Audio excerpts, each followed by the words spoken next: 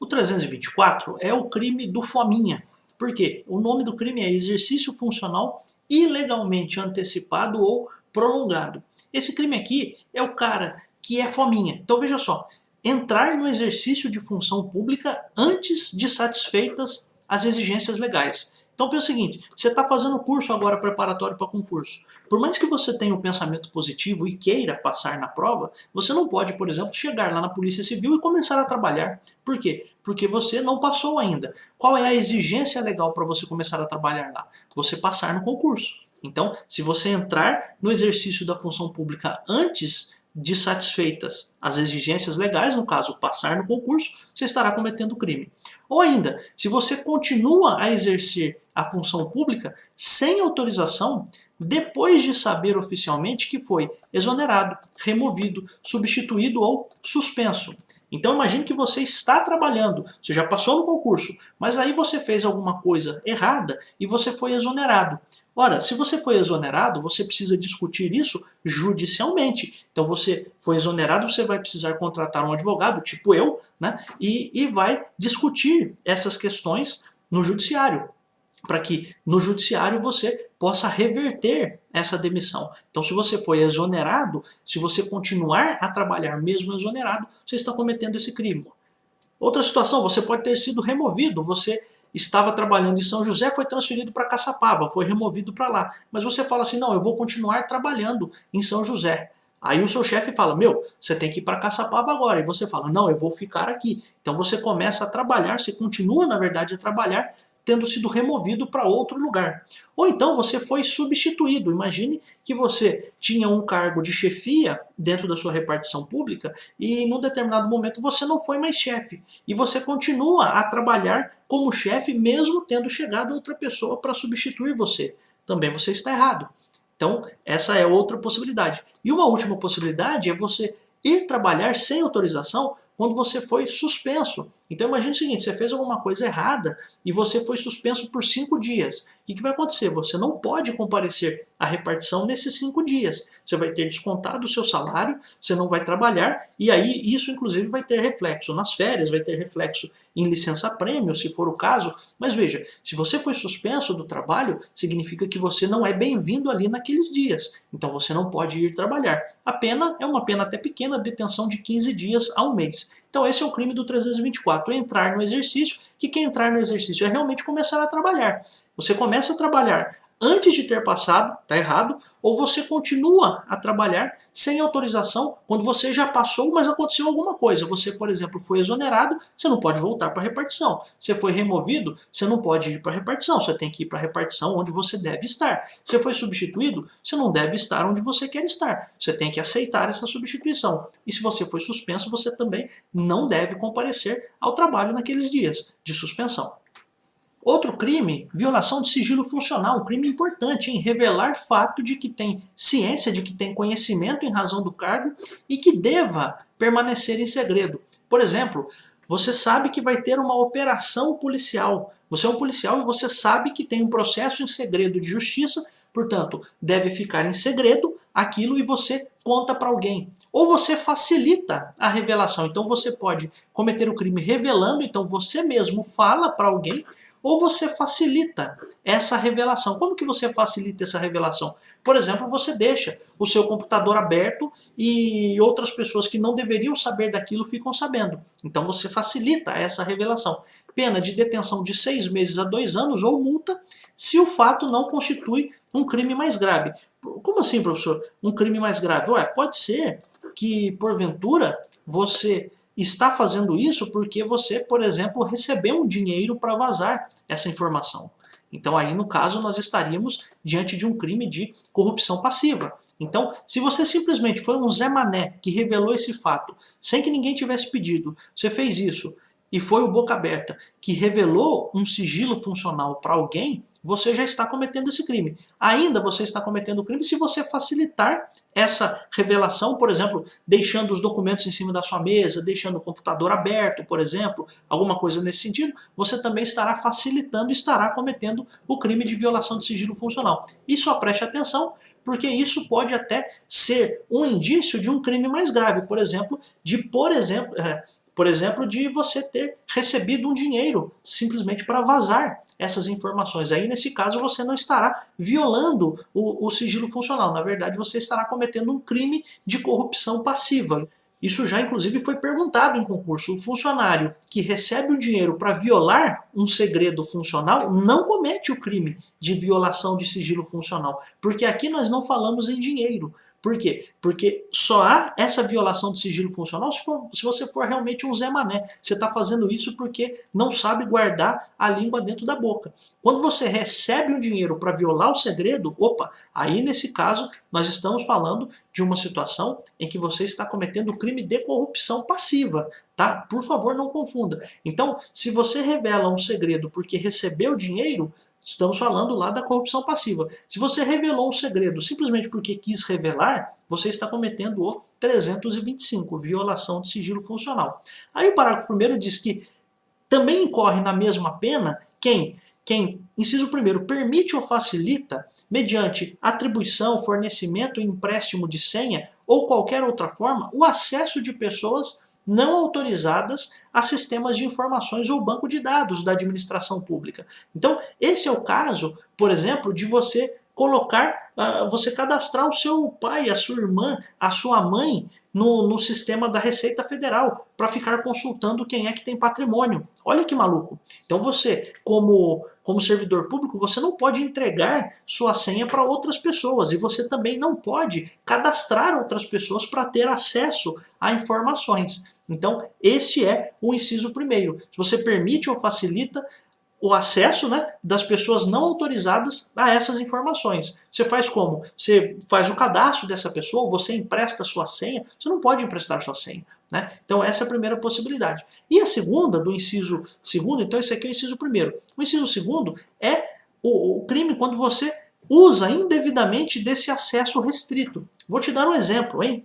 E parece um absurdo o que eu vou dizer, e você talvez não acredite. Mas saiba que a Operação Lava Jato teve o acesso a dados da Receita Federal e houve uma série de informações dando conta de que alguns dos procuradores lá da Lava Jato acessavam indevidamente o sistema da Receita Federal. Olha que maluco. Então eles tinham birra lá com alguns ministros do STF, com Gilmar Mendes, por exemplo, eles começavam falando com pessoas da Receita Federal, eles pediam para que as pessoas da Receita Federal fizessem pesquisas indevidas em nome do ministro Gilmar. Então veja, nesse caso, os servidores da Receita Federal, eles usaram indevidamente essa senha, eles usaram essa senha, o acesso que eles tinham aos bancos de dados para obtenção de informações que não tinham exatamente, necessariamente, interesse público, porque eles queriam simplesmente bisbilhotar a vida do ministro fora das investigações. Se quer ter acesso a informações de um ministro do Supremo, você precisa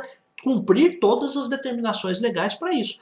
E o que esses procuradores da Lava Jato fizeram? Eles entraram em contato com pessoas da Receita Federal e essas pessoas da Receita Federal acessaram indevidamente os bancos de dados da Receita Federal para tentar fazer algum tipo de chantagem com ministros do Supremo. Olha que coisa maluca. Então, não pode haver essa violação de sigilo funcional. O parágrafo 2º ainda diz que se dessa ação ou omissão, né? Então, quando que há omissão? Quando você não toma cuidado, né? E deixa em cima da mesa alguma coisa, né? Que você deveria cuidar, que você não deveria exibir para outras pessoas. Então, se dessa ação ou dessa omissão resultar dano para a administração pública ou para a terceira pessoa, a pena de reclusão de 2 a 6 anos. Preste muita atenção, então, colegas, o crime de violação de sigilo funcional chama bastante atenção por isso. Porque, primeiro, se você é um boca aberta que revela segredos sem nada em troca, você está cometendo esse crime. Isso aqui é o crime da pessoa que não guarda a língua dentro da boca.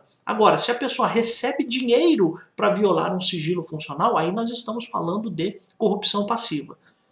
O 326, amigos, é um crime que não é muito comum de ser cobrado em concurso, mas eu vou falar aqui rapidamente para vocês, porque acho que é importante falar de todos os crimes. Olha, quando a administração vai comprar alguma coisa, ela precisa comprar pelo preço mais barato. Veja como tem essa questão agora, essa discussão toda sobre o preço pago nos respiradores para o coronavírus. O objetivo é sempre que a administração compre, sempre que possível, pelo valor mais baixo possível. Mas o que acontece? Como as pessoas sabem que a administração pública, em geral, paga em dia e paga à vista, o que acontece? As pessoas têm uma tendência errada, equivocada, de subir o preço. Então, ele vende um celular por R$ 1.000, mas se ele for vender para a administração pública, ele vai vender por 1.200, por 1.300, por 1.400.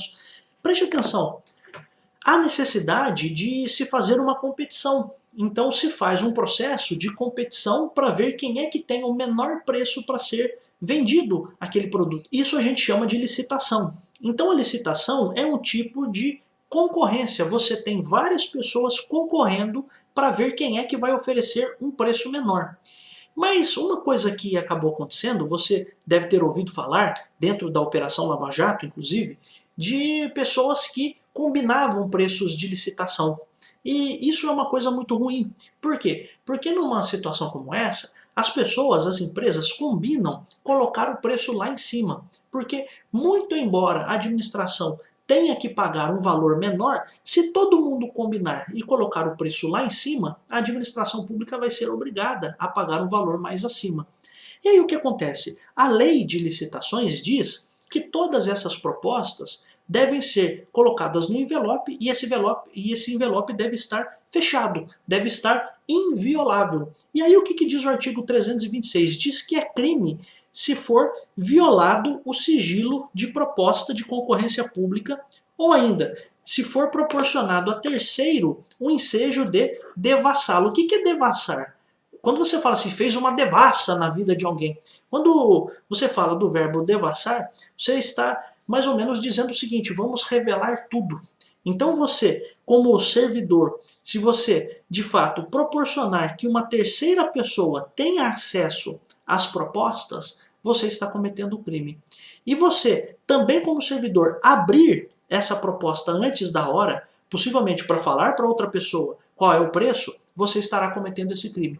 Por mais absurdo que seja, e por mais grave que seja esse crime, a pena é muito baixa, pena de 3 meses a 1 ano e multa. Mas esse é o crime. Então, devassar o sigilo de proposta de concorrência pública que entenda processos de licitação, processos de compra feitos pelo governo, por todos os governos, municipal, estadual, federal. Então, neste caso, se você abrir, se você violar, se você começar, você pega o envelope e começa a abrir ali o envelope, começa a dar um jeitinho ali de olhar pela luz para tentar ter acesso a essa proposta dessa concorrência, porque possivelmente você vai falar isso para alguém, ou então se você entrega esses envelopes para uma terceira pessoa, para que esse terceiro abra, porque ele tem um jeitinho mais fácil de abrir os envelopes sem que ninguém veja. Ora, se você fizer isso, você estará cometendo o crime do 326 do Código Penal. Violação do sigilo de proposta de concorrência.